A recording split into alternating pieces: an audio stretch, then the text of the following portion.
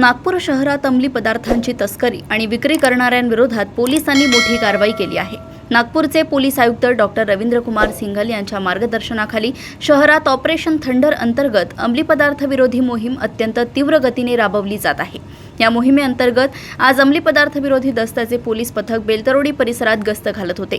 या दरम्यान पोलिसांना एका ठिकाणी 4 इसम संशयास्पदरित्या उभे असलेले आढळले। पोलिसांचा संशय बळावल्याने त्यांनी तत्काळ या चौघांना ताब्यात घेऊन त्यांची कसून झडती घेतली।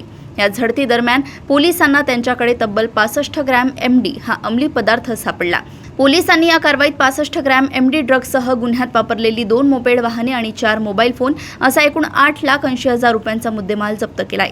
या हाय प्रोफाईल ड्रग्ज तस्करी प्रकरणी पोलिसांनी पियुष मलवंडे, राहुल गोराडे, आर्य गोरेले आणि मनीष दुर्वे या 4ही आरोपींना अटक केली आहे।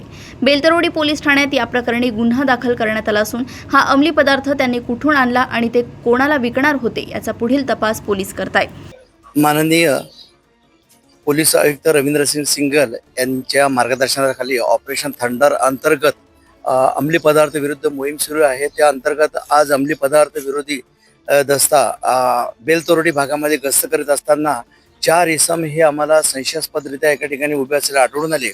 आम्ही त्यांची NDPS ॲक्टच्या तरतुदीनुसार झडती घेतली असता पंचासमक्ष त्यांच्या ताब्यामध्ये एकूण 4 आरोपींच्या ताब्यामध्ये 65 ग्रॅम एमडी तसेच 2 मोपेड वाहन आणि 4 मोबाईल असा 8,80,000 किमतीचा मुद्देमाल त्यांच्याकडून जप्त करण्यात आलेला आहे।